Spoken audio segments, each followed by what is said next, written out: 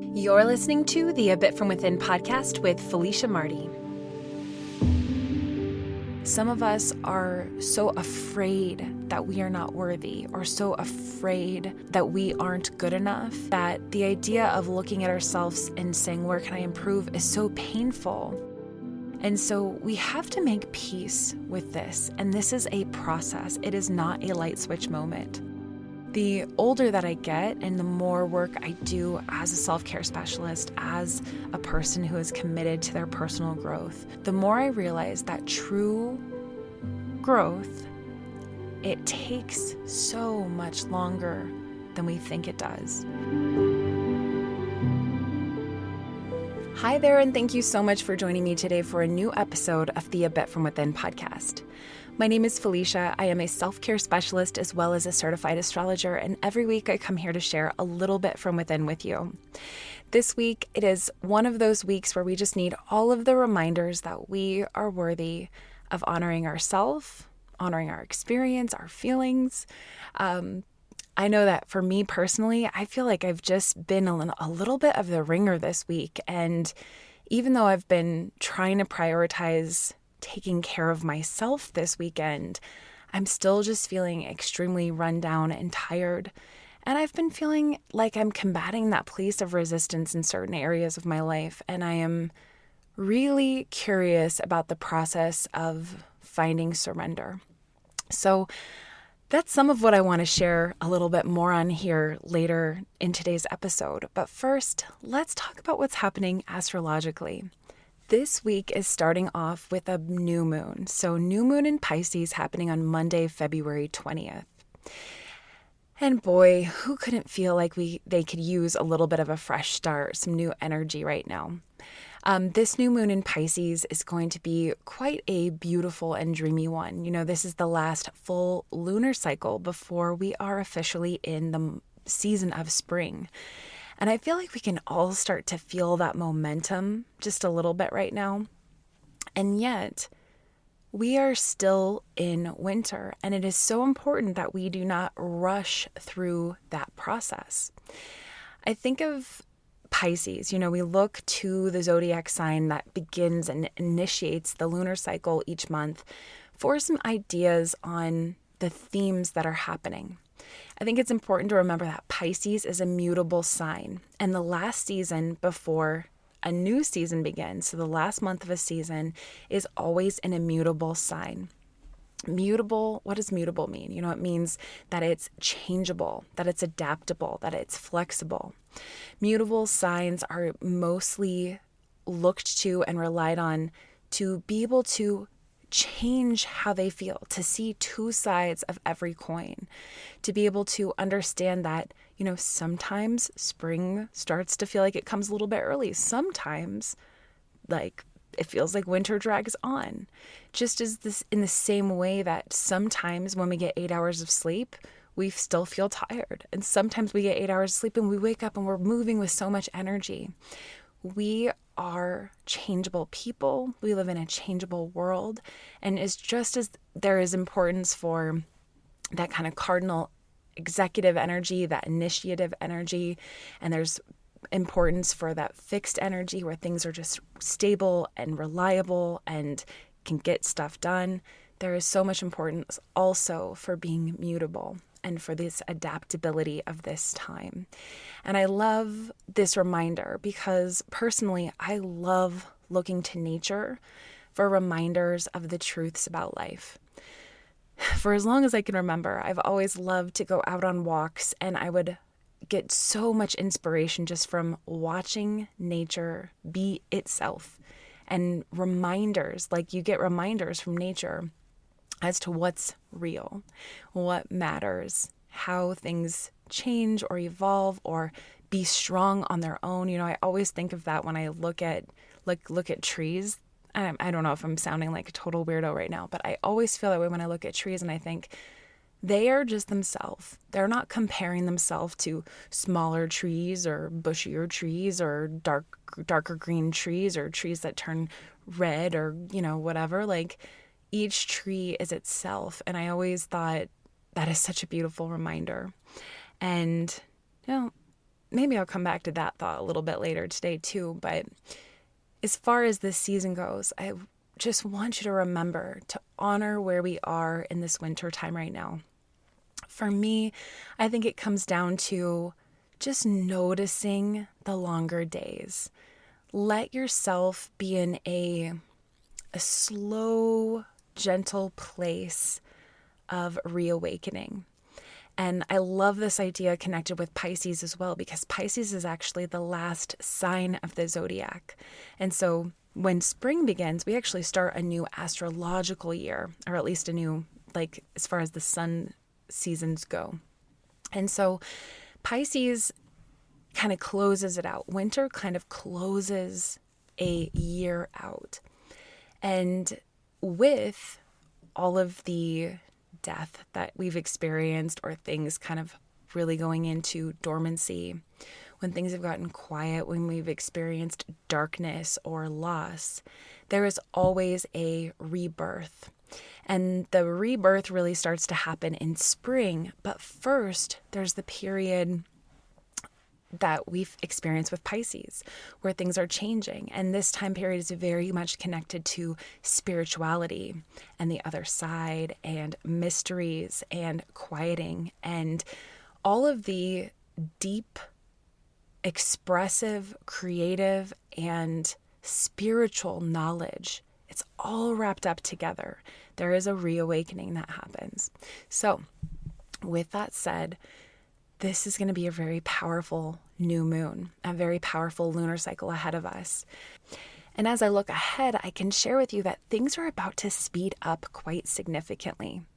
We've got big planets that move slow, changing signs. We've got Pluto, which rarely changes signs. I'm talking like once every 20 years. It's moving into a brand new sign that's going to shake things up. We've got Saturn finally leaving Aquarius for the first time in about 2.5 years. And it's going to be moving into Pisces. So that's going to bring a totally different shift in our lives. Not to mention that we've got all planets direct right now. So things are going to start picking up in your life. And I will say that the best way that you can be ready for that is to find your footing, right? It's like if you're about ready to board a train, you don't just run in and then it starts taking off. You'd fall right over. You have to find your footing. You have to allow yourself to arrive. And I think the best way we can do that on the day of this new moon, or if you're listening to this a couple days afterwards, is just to remember to meet yourself, to shut away the rest of the world for a little bit, and I mean, you know your schedule. You might only have 10 minutes, or you might have an hour, or maybe you have a whole afternoon, whatever it is. You have to show up fully to have quality time with yourself. Okay? You don't have to do anything crazy fancy, but you do need to connect with your own heart space and really start to, honestly, what would be best is if you can connect with your imaginative, the dreamer inside of you. So the imaginative part of you. This can be really hard for some of us. Some of us are so earthy that like trying to lean into dreams or let our heart open up in that way is very hard. Some of us are way too analytical for that. Some of us feel like we can't slow down enough to do that. So there might be challenges that are unique to you as you try to access this part of yourself. But it is possible. And it doesn't have to be fake or feel, like you're doing something that's kind of like a fraud.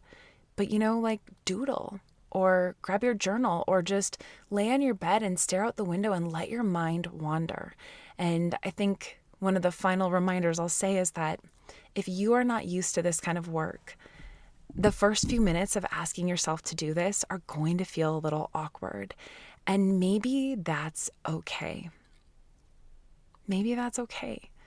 Maybe we need to let ourselves move through little pieces of discomfort more often so that we can find the breakthroughs that would be so good for us. Breathe into that for a second, right? So enjoy this week that begins with this new moon. Notice your energy throughout the week. If you're a little bit tired the way that I'm feeling right now during a new moon period, that's okay. The energy will absolutely pick up. It always does towards the beginning of a lunar cycle. And I will say that right now I'm selling my monthly moon tracker for just $1. I put it on sale because I was doing an astrology reading earlier this week for a Cancer rising person. And it's very important for Cancer risings to actually notice their journey throughout the month with the moon, not just the phases, but for them specifically through the zodiac signs. Just because they are ruled by the moon. So they can gain a lot more information about themselves by following the moon through the zodiac. But I will say, I believe all of us benefit from watching our natural cycles and by tracking the phases through the moon. So if you want a copy of that for $1, you can find it on my website. I also have a bigger lunar tracker that's for the year of 2023 that will give you tons of information, a lot of themes to think about, and a beautiful way to track and write down your experience each new moon and each full moon with some theme ideas and just remembering kind of the ups and downs through the cycle and how to hold space for yourself. So if that's interesting for you as well, that's the 2023 moon tracker, also available on abitfromwithin.com. And of course, it's worth saying you can start this work at any point in time, at any point in the lunar cycle. Of course you can, but there is something that's kind of nice. It's a nice entry point to start at the beginning with a new moon. So if you've been thinking about it for a while, let this be your sign. If you are ready, do it now.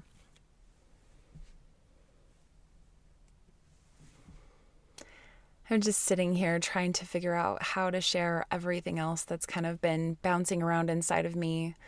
And it makes me wonder, you know, those weeks you have where it just feels like there's so much that's up for you right now that you could really use like a more immediate conversation with your therapist, or like a plane ticket for a vacation, or a housekeeper, like somebody to help you out. That's how I've been feeling lately. And as I was just kind of sitting here trying to figure out, you know, how am I going to turn this into a helpful message, which hopefully I'll be able to do. I thought, let's start with a card drawing. Like maybe we can turn to the universe right now and say, all right, help us with this conversation. So I have this really beautiful deck of these Namaste Stress Less cards. So let's use it. Let's see how the universe wants to contribute. And do our card drawing a little bit earlier in today's episode. Hey, we're being mutable. We're going with the flow.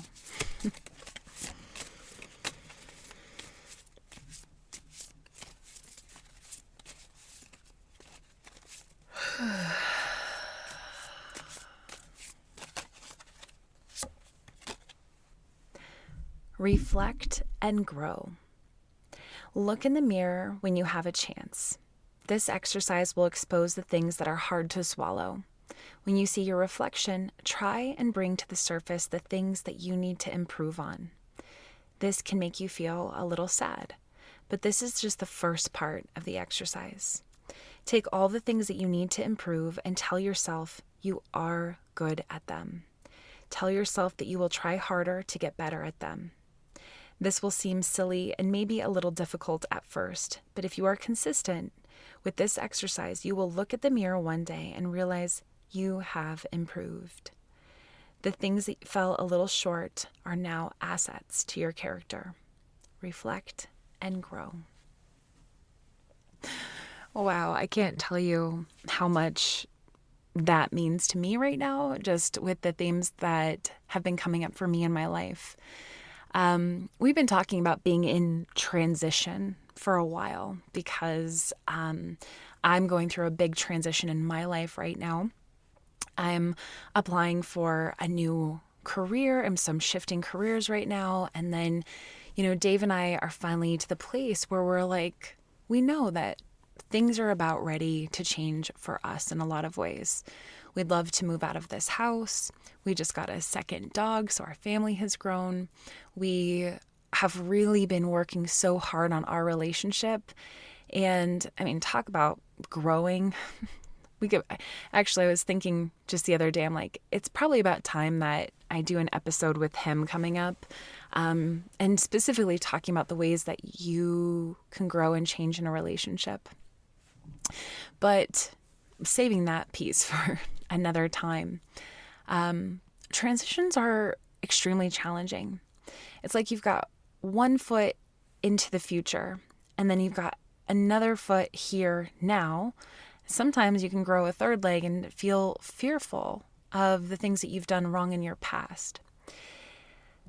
And I think the past is something that really gets in our way.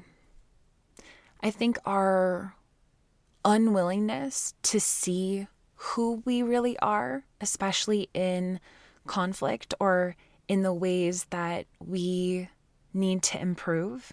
Actually, that card said it really beautifully. Some of us are so afraid that we are not worthy, or so afraid that we aren't good enough, that the idea of looking at ourselves and saying, where can I improve, is so painful, because we are spending the rest of our time trying to convince ourselves that we are worthy. And so we have to make peace with this. And this is a process. It is not a light switch moment.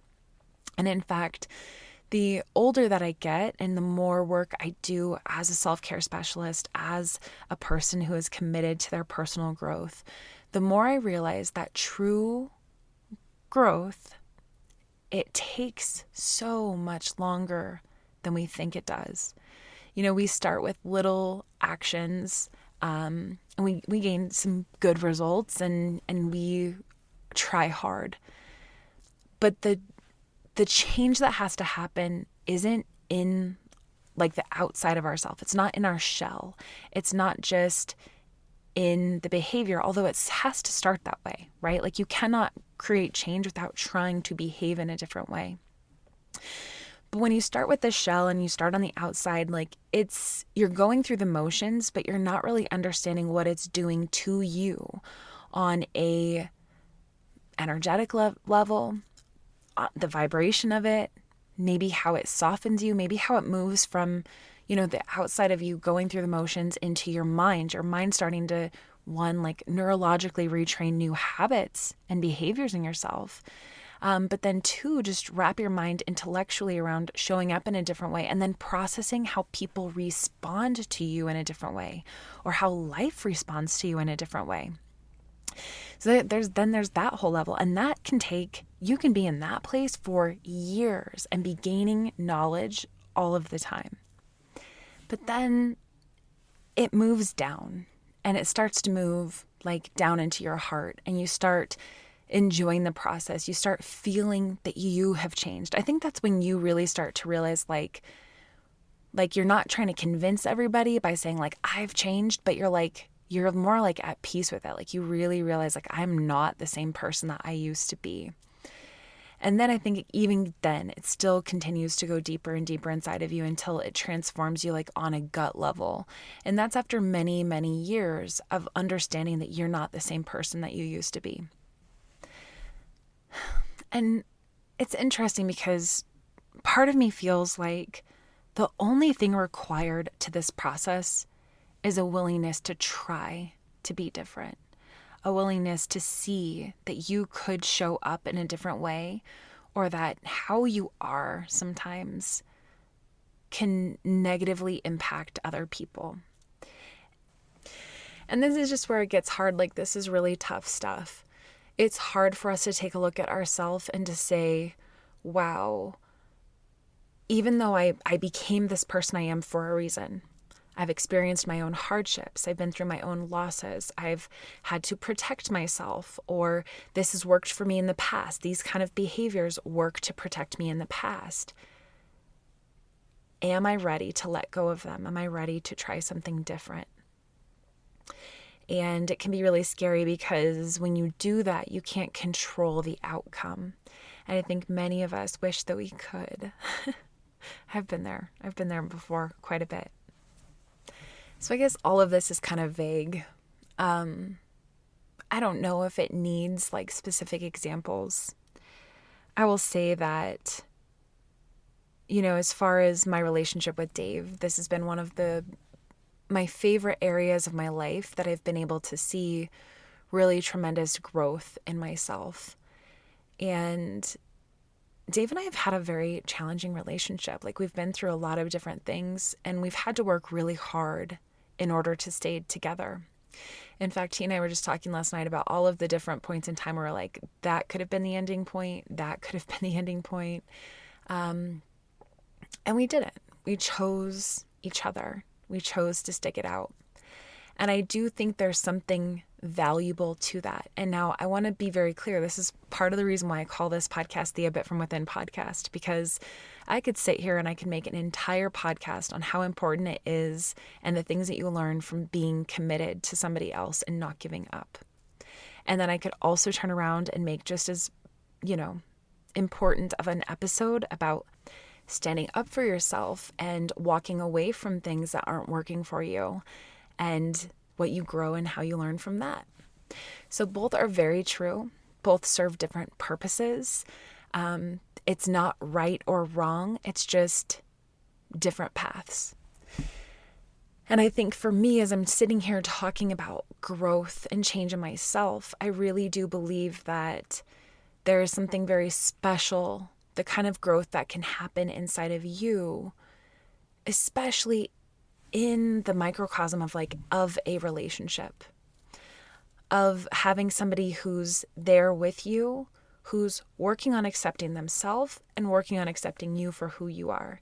And then you're also bumping up against each other and realizing that if you stay exactly who you are when you started this relationship, and they stay exactly who they were when you started this relationship, well, one, it either wouldn't work because it has room for growth, or two, you start growing as an individual, and then you have to continually learn to like and accept the person that person grows into. But three, who you were at the beginning, especially with your own baggage, your own character defects, your own ego, your own nobility, your own maybe anger or frustration or bad communication skills or all of those things. If you don't work on any of those things, you will not improve your relationship. You will only continue to wrestle with the darkest parts of yourself. And I think that's the thing I've just found so beautiful in my life, is I really feel like because I've been willing to say, oh wow, I didn't realize that when I show up that way, that it is hurtful for this reason, or it causes us this kind of pain, or I'm doing that just out of defense because I feel hurt feelings and maybe I can choose a different path.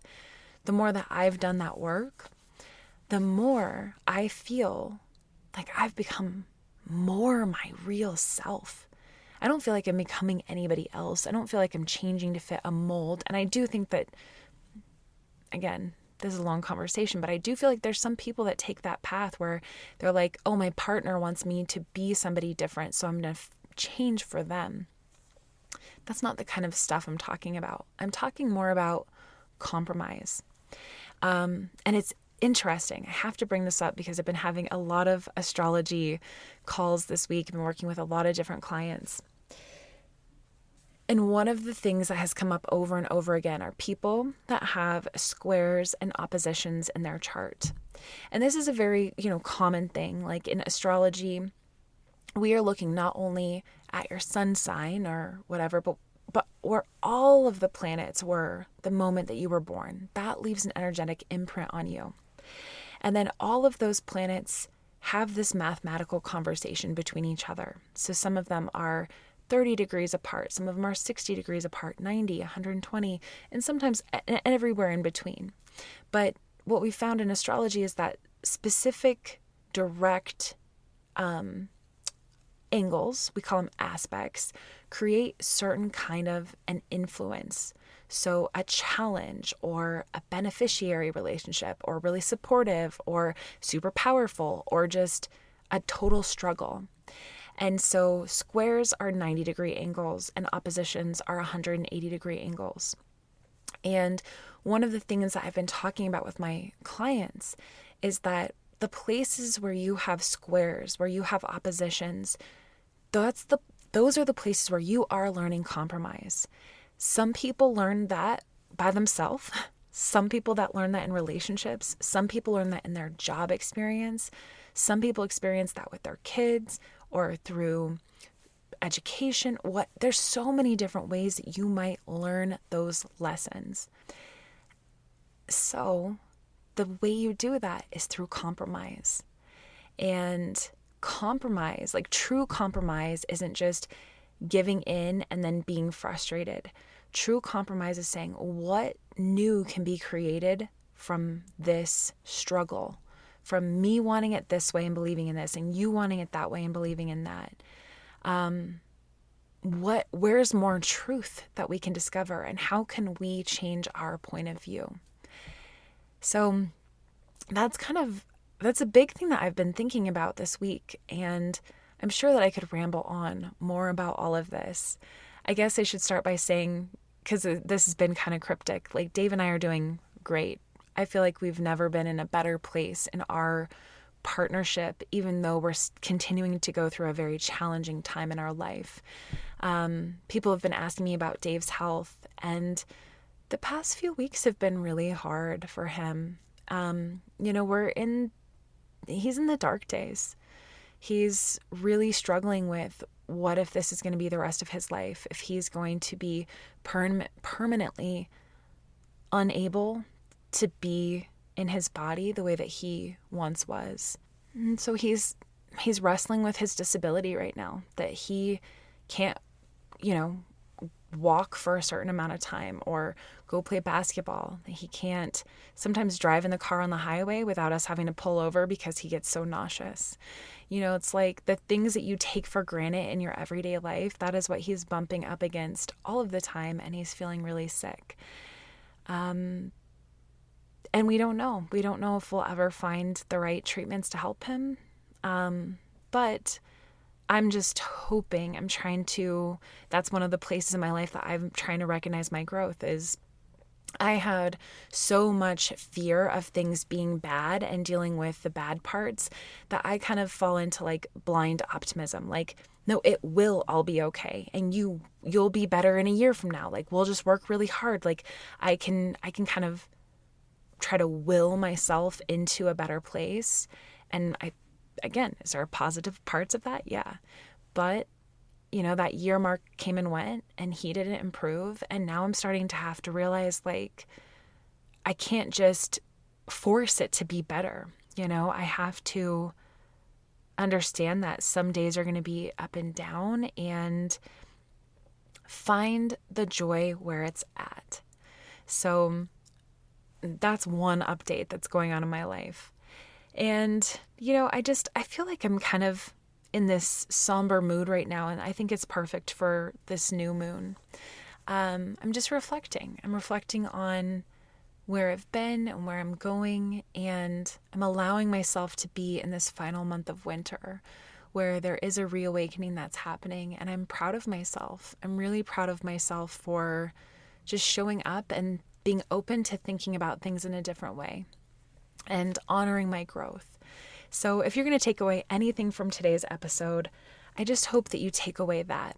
I hope that you take away that you can grow, that you are worth it, and that it is okay for it all to take time. All you need is that willingness to try, and that will take you so far. So with that said, thank you so much for joining me today. I hope that you know all of the places that you can reach out to me. If you have any things you want to share, you can always email me at abitfromwithin@FeliciaMarty.com. You can check out our website for meditation resources, tons of lunar guides, booking an astrology reading with me if you want to know more about your chart or how the ways that astrology can help you with your own growth right now. All of that's there. So please check it out, abitfromwithin.com. With that, I will sign off and I will talk to you next week.